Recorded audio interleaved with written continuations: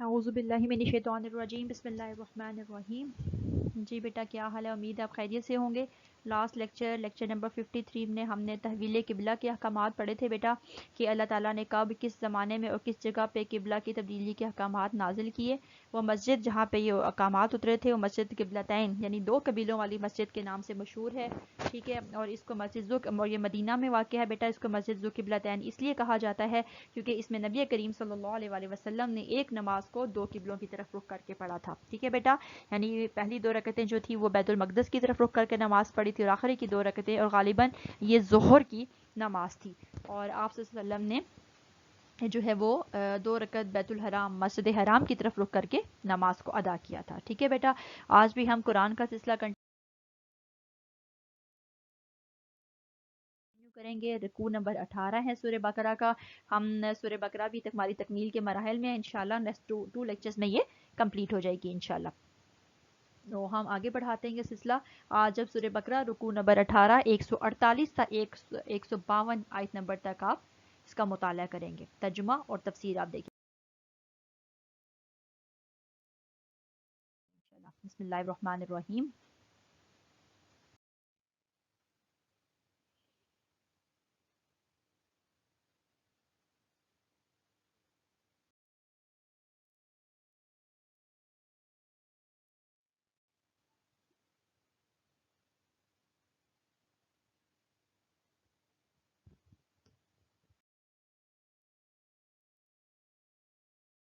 یہ آپ کے پاس سورہ بقرہ کے اہم مضامین یہاں پر آپ دیکھ سکتے ہیں، تحویل قبلہ اور قرآنی اسرار۔ آج بھی جو رکوع ہے وہ ہمارا تحویل قبلہ سے ہی متعلق ہے، وہی آیات کنٹینیو کریں گے ہم، ٹھیک ہے بیٹا۔ انہی کے ساتھ اور ملائیں گے اگلا حصہ، رکوع نمبر 17 اور 18 تحویل قبلہ سے متعلق ہے، ٹھیک ہے بیٹا۔ یہ مسجد قبلت ہے جہاں پر نبی کریم صلی اللہ علیہ وسلم کو تحویل قبلہ کا حکم ملا، ٹھیک ہے، جس کے کچھ مناظر ہیں۔ جی بسم اللہ الرحمن الرحیم۔ آج ہم آیت نمبر 148 سے شروع کرتے ہیں، ٹھیک ہے۔ وَلِكُلِّ وَجْهَةٍ، یہاں سے شروع ہوگا وَلِكُلِّ وِجْهَةٍ هُوَ مُوَلِّيهَا۔ بسم اللہ الرحمن الرحیم۔ وَلِكُلِّ وِجْهَةٍ هُوَ مُوَلِّيهَا، وَلِكُلٍّ اور ہر کسی کے لیے وجہتن ایک سمت ہے، ہوا موليها جس کی طرف وہ منہ کرنے والا ہوتا ہے، ہر ایک کے لیے ایک سمت ہے جس کی طرف وہ منہ کرتا ہے۔ فاستبقوا الخیرات، بس نیکیوں میں سبقت لے جاؤ، نیکیوں میں بازی لے جاؤ۔ اینا ما تکونوا یاتی بکم اللہ جمیعا، اینا ما تکونوا تم جہاں کہیں بھی ہوگے، یاتی لے آئے گا بکم اللہ اللہ تم کو جمیعا سب کے سب کو، اور تم جہاں کہیں بھی موجود ہوگے اللہ تم سب کو لے آئے گا۔ ان اللہ علی کل شیء قدیر، بے شک اللہ تعالیٰ ہر چیز پر قادر ہے۔ ومن حیث خرجت فولی وجہک شطر المسجد الحرام، ومن حیث اور جہاں سے بھی خرجتا تم نکلو، فولی پس پھیر لو، وجہک اپنے چہرے کو اپنے منہ کو، شطر المسجد الحرام مسجد حرام کی جانب، وَإِنَّهُ اور بے شک للحق حق ہے، اور بے شک وہ حق ہے، میں ربک آپ کے رب کی طرف سے، وَمَا اللَّهُ بِغَافِلٍ عَمَّا تَعْمَلُونَ اور بے شک جو تم کرتے ہو اللہ تعالیٰ اس سے ہرگز غافل نہیں ہے۔ وَمِنْ حَيْثُ خَرَجْتَ فَوَلِّ وَجْهَكَ شَطْرَ الْمَسْجِدِ الْحَرَامِ، وَمِنْ حَيْثُ اور جہاں سے تم خرجتا نکلو، فولی پس پھیر لو، وجہک اپنے چہرے کو، شطر المسجد الحرام مسجد حرام کی جانب، وحیث اور جہاں بھی ہو، ما کنتم تم، فولوا وجوہکم شطرہ تو اسی کی طرف اپنا منہ کر لو، ٹھیک ہے۔ بار بار دیکھیں ان احکامات کے پر زور دیا جا رہا ہے، پس تم جہاں بھی ہو اپنے چہرے کو مسجد حرام کی طرف کر لو، پس تم جہاں بھی ہو اپنا رخ اس طرف کر لو، لی اللہ تاکہ یکون الناس لاکہ ہو جائے، لی اللہ تاکہ نہ ہو، یکون کوئی بھی، للناس لوگوں کے لیے، علیکم تمہارے خلاف، حجتن حجت، اور تم سب یعنی سب کو حکم مجموعی طور پہ دیا جا رہا ہے، آپ لوگ جہاں جہاں بھی موجود ہیں اپنے رخ کو بیت الحرام کی طرف مسجد حرام کی طرف کر لیجئے، تاکہ لوگوں کو آپ کے خلاف کوئی حجت نہ مل سکے، الا مگر یہ کہ الا الذین ظلموا مگر جن لوگوں نے ظلم کیا، یعنی وہ تو ایسی ہی بات کریں گے، منہم ان میں سے، فلا تخشوہم پس ان سے ہرگز نہ ڈرو، وخشونی اور مجھ سے ہی ڈرو، ولی اتما اور میں ضرور پوری کر دوں گا، نعمتی اپنی نعمت کو، علیکم تمہارے اوپر، وَلَعَلَّكُمْ تَهْتَدُونَ اور تم ہدایت پاؤ، تاکہ تم ہدایت پاؤ، اور میں تم پر اپنی نعمت کو پورا کر دوں گا اور تاکہ تم ہدایت پاؤ، کما جیسا کہ ارسلنا ہم نے بھیجے، فیکم تمہارے درمیان، رسول منکم تم میں سے ہی، یتلو علیکم جو پڑھتے ہیں تمہارے پر آیاتنا ہماری آیات کو، یزکیکم اور تم کو پاک صاف کرتے ہیں، یعلمکم اور تم کو سکھاتے ہیں الکتاب کتاب، والحکمت اور ہدایت، ویعلمکم اور تم کو سکھاتا ہے ما لم تکونوا تعلمون اور وہ باتیں جن کو تم پہلے نہیں جانتے تھے، فاذکرونی اذکرکم پس تم مجھ کو یاد کرو میں تم کو یاد کروں گا، واشکر لی اور تم میرا شکر ادا کرو، ولا تکفرون اور ناشکری نہ کرو. ٹھیک ہے جی، چھوٹا سا رکوع ہے بیٹا. تعویل قبلہ اور امت مسلمہ کے فرائض بیان کیے جا رہے ہیں. یہاں پہ اللہ تعالیٰ بار بار جو ہے وہ تاکید کر رہے ہیں کہ اپنا رخ بیت المقدس سے بیت الحرام کی طرف پھیر لیا جائے. ٹھیک ہے، اور یہ اللہ کا مقرر کیا ہوا قاعدہ، اللہ کا مقرر کیا ہوا طریقہ ہے جس کی طرف اب آپ نے رخ کرنا ہے. ٹھیک ہے، اور اس بارے میں جو ہے آپ کو کسی شک و شبہ کا شکار ہونے کی ضرورت نہیں ہے. اس لیے کہا جا رہا ہے تاکید کے ساتھ بار بار کہ تم نہ فوری طور پہ جہاں جہاں پر بھی موجود ہو اپنا رخ اس طرف پھیر لو.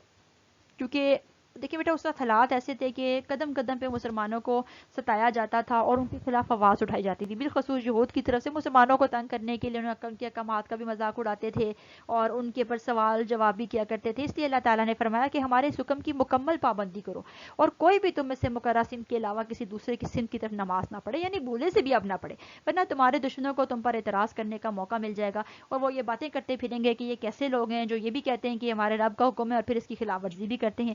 اس سے تمہاری کوشش یہی ہونی چاہیے کہ سفر میں، حضر میں، باہر اور ہر جگہ بیت المقدس ہی اب تمہارا رخ ہو، تم اسی طرف رخ کر کے نماز پڑھو.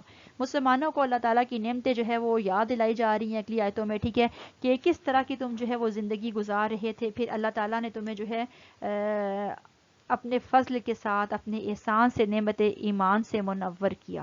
فاستبقوا الخیرات، نیکیوں میں تم سب کر لے جاؤ. ٹھیک ہے، مولانا مودودی رحمہ اللہ فرماتے کہ اس نعمت سے مراد، اچھا یہاں پہ اور نعمتیں بھی ہیں لیکن یہاں اللہ تعالیٰ جس خاص نعمت کا ذکر کریں وہ آپ ذہن میں رکھیے جو قبلہ سے متعلق ہے، وہ امامت ہے، پیشوائی ہے جو بنی اسرائیل سے لے کر تمہیں دے دی گئی ہے اور یہ بنی اسرائیل سے سلب کر کے اب امت محمدیہ کو دے دی گئی. اسی لیے فرمایا کہ یہ لوگ آفس کی مخالفت میں، اسلام کی مخالفت سے باز نہیں آئیں گے، لہٰذا ان سے پرواہ نہیں کرنی بلکہ تم نے صرف مجھ سے ڈرنا ہے. فلا تخشوہم واخشونی، تم نے ان سے نہیں ڈرنا، صرف مجھ سے ڈرنا ہے تاکہ میں تم پر اپنی نعمتوں کو تمام کر سکوں، پورا کر سکوں. ٹھیک ہے، اور تم ہدایت پا جاؤ گے. اس کا نتیجہ کیا نکلے گا کہ تم فلاح پا جاؤ گے، تم کامیابی پا جاؤ گے. اب آپ دیکھیں کما ارسلنا فیکم رسولا منکم، اور ان میں سے رسول بھیجا جو یاد کی تلاوت کرتا ہے. اللہ تعالیٰ نے مسجد الحرام کے بانی اور متولی ابراہیم علیہ السلام کی دعا قبول فرمائی. آپ نے شروع میں بھی ان کی دعا کا ذکر پڑھا، ربنا وابعث فیہم رسولا من یتلو علیہم آیاتک، کہ جب وہ خانہ کعبہ کی تعمیر کرتے ساتھ ساتھ دعا بھی کر رہے تھے. ٹھیک ہے، تو کہا جا رہا ہے کہ اللہ تعالیٰ نے ابراہیم علیہ السلام نے اللہ تعالیٰ سے 2 دعائیں کی تھی. وہ کیا تھی؟ ایک تو ہمیں تو اپنا فرما بردار بنا لے، ٹھیک ہے، اور ہماری اولاد کو بھی اپنا فرما بردار بنا. دوسرا یہ تھا کہ اللہ ان میں سے ایک رسول بھیج. تو اللہ تعالیٰ نے ان کی یہ دعا قبول فرمائی اور محمد صلی اللہ علیہ وآلہ وسلم کو اللہ تعالیٰ نے اپنی آخری نبی بنا کر انہی عربوں میں بھیجا. ٹھیک ہے، اسی عرب قوم میں بھیجا. تو آپ دیکھیے بیٹا، اسے نبی کریم صلی اللہ علیہ وسلم فرمایا کرتے تھے کہ میں اپنے باپ دادا ابراہیم کی دعا کا نتیجہ ہوں، گویا انہوں نے دعا کی تھی تو میں مبعوث ہوا. ٹھیک ہو گیا. اب آگے دیکھتے ہیں بیٹا، نبی کریم صلی اللہ علیہ وآلہ وسلم، نبی کریم صلی اللہ علیہ وآلہ وسلم نے بیٹا جو ہے نا آپ دیکھیں ان کے فرائض یہاں پر بیان ہو رہے ہیں. اور ان کے فرائض کیا بیان ہو رہے ہیں؟ وہ فرائض یہ بیان ہو رہے ہیں بیٹا کہ یتلو علیکم آیاتنا، کہ وہ ہماری تلاوتیں، ہماری آیات کی، ہماری آیتوں کی تلاوت کرتے ہیں تمہارے پر. وہ اللہ تعالیٰ کا بہت بڑا احسان ہے کہ اس نے پیغمبروں کے ذریعے اپنا جو کلام تھا، اپنی کتاب ہم تک پہنچائی. یہ اللہ کا فضل ہے کہ اس نے انبیاء کرام کو بھیجا. ٹھیک ہے، اور پھر نبی کریم صلی اللہ علیہ وسلم کو کہ وہ اللہ کی آیتیں پڑھ کے سناتے ہیں. ٹھیک ہے، تلاوت کر کے دکھاتے ہیں، تزکیہ کرتے ہیں. نمبر 2 ان کو تزکیہ کیا ہوتا ہے؟ قد افلح من زکاھا وقد خاب من دساھا، کامیاب ہو گیا جس نے اپنے نفس کو پاک صاف کیا. تو نفس کی پاکیزگی پہ زور دیتے تھے. باطنی صفائی پہ بھی نبی صلی اللہ علیہ وسلم نے زور دیا، باطنی طہارت کا بھی درس دیا ہمیں. یعنی آپ کو پتہ ہے نا، جس طرح جسمانی بیماریاں ہوتی ہیں اس طرح روحانی اور باطنی امراض بھی ہوتے ہیں، اور وہ جن کو قلبی امراض بھی کہا جاتا ہے بیٹا، روحانی امراض بھی کہتے ہیں اور باطنی امراض. اندر کے جو پوشیدہ امراض ہوتے ہیں وہ کیا ہوتے ہیں بیٹا؟ دل کے امراض جو ہوتے ہیں در حقیقت ان کو باطنی امراض کہا جاتا ہے. حسد ہے، تکبر ہے، کینہ ہے، نفرت ہے، بغض ہے اور اس طرح کی چیزیں. ٹھیک ہے، کبریائی ہے، یہ جو انسان اس طرح کی زیادتی کرنا کسی کے ساتھ، ٹھیک ہے، نفس کو پھر پکا لیتے ہیں بیماریوں کے اندر، پھر ان کا اظہار کرتے ہیں. تو اللہ کا پیغمبر جو ہوتا ہے وہ انسان کو ان باطنی بیماریوں سے بھی پاک کرنے کے لیے بھیجا جاتا ہے، ٹھیک ہے. وہ ان کی ہر طرح کی صفائی کرتا ہے. اور کیا یعنی سوچ کی بھی تطہیر کرتا ہے بیٹا، سوچ کو بھی پاک اور صاف کرتا ہے. اور تعلیم کتاب و حکمت کیا ہوتے ہیں؟ وَيُعَلِّمُهُمُ الْكِتَابَ وَالْحِکمَہ، کتاب کی تعلیم بھی دیتا ہے، حکمت بھی سکھاتا ہے. حکمت بیٹا کتاب سے بڑھ کے نبی کریم صلی اللہ علیہ وسلم جامع الکلام ہے نا، ٹھیک ہے، نبی صلی اللہ علیہ وسلم کو جامع الکلام بنا کے بھیجا گیا. چھوٹی چھوٹی باتوں کے اندر بڑی بڑی باتیں، بڑا بڑا مفہوم ہے، ٹھیک ہے. دیکھیے کہ منسا ماتا نجات، جس نے خاموشی اختیار کی نجات پا گیا. چھوٹی سی بات ہے اور کتنا بڑا مفہوم. ٹھیک ہے بیٹا، تہادو تہابو، ٹھیک ہے، تحفے دیا کرو، اس سے محبت بڑھتی ہے. تو کتنی چیزیں ایسی ہیں جو آپ نے کتاب سے زائد ہمیں سکھائی. اقیم الصلاۃ، نماز قائم کرو، قرآن نے حکم دیا تو آپ وسلم نے ہمیں پوری تربیت دے دی، ایک پوری ٹریننگ کروا دی ہمیں اس کی، اور ہمیں سکھا دی اپنے عمل کے ذریعے سے. ٹھیک ہے، آخر میں جو ہے وہ انسان کو اللہ تعالیٰ کو اذکرنی فاذکرکم، ٹھیک ہے، تم مجھے یاد رکھو میں تم کو یاد رکھوں گا. ٹھیک ہے، فاذکرونی اذکرکم، تم مجھے یاد رکھو میں تمہیں یاد رکھوں گا. ہم جس کو یاد رکھتے ہیں وہ ہمیں یاد رکھتا ہے، اور جو ہمیں یاد ہوتا ہے وہ ہمیں بھی یاد رہتا ہے. جو ہمیں یاد کرتا ہے ہم بھی اس کو یاد کرتے ہیں.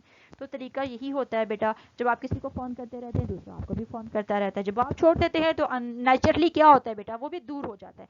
تو یہاں پر بھی آپ کو یہ بات سمجھائی جا رہی ہے کہ آپ اللہ تعالیٰ کو یاد کرتے رہیے، اس کے ساتھ تعلق ڈیولپ کیجیے. اور وہ دیکھیں نبی صلی اللہ علیہ وسلم نے کیا فرمایا کہ جس طرح بندہ جو ہے اللہ کو یاد کرتا ہے، اللہ تعالیٰ بھی اس کو اسی طرح یاد کرتا ہے. ٹھیک ہے، ایک حدیث قدسی ہے نا، نبی صلی اللہ علیہ وسلم نے فرمایا کہ اللہ فرماتا ہے جو شخص مجھے دل میں یاد کرتا ہے تو میں بھی اسے دل میں یاد کرتا ہوں. اب اللہ کے دل یہ کیفیت ہے یہ ہم نہیں جان سکتے. ٹھیک ہے، جو شخص مجھے کسی جماعت میں گروہ میں یاد کرتا ہے تو میں بھی اس کو ایسی جماعت میں یاد کرتا ہوں. ہو سکتا ہے اللہ کی جماعت سے مراد اس کے فرشتے ہوں، پاس والے ہوں. ٹھیک ہے، اور جب جب دیکھیے مسلمانوں نے اللہ کو یاد رکھا، اللہ نے ان کو دنیا کی امامت اور پیشوائی دی. لیکن جب جب انہوں نے اللہ کو بھلا دیا، اللہ کو چھوڑ دیا، اللہ کو یاد نہ رکھا، تو اللہ نے بھی ان کو ذلت اور پستیوں میں دھکیل دیا. قرآن کی آج بھی یہی پکار ہے کہ تم مجھے یاد رکھو میں تمہیں یاد رکھوں گا. گویا ہم اللہ کو دوبارہ یاد کرنے لگ جائیں تو اللہ بھی ہمیں یاد رکھے گا، اللہ ہمیں ناکامیوں سے بچائے گا، خسران سے بچائے گا. ٹھیک ہو گیا بیٹا.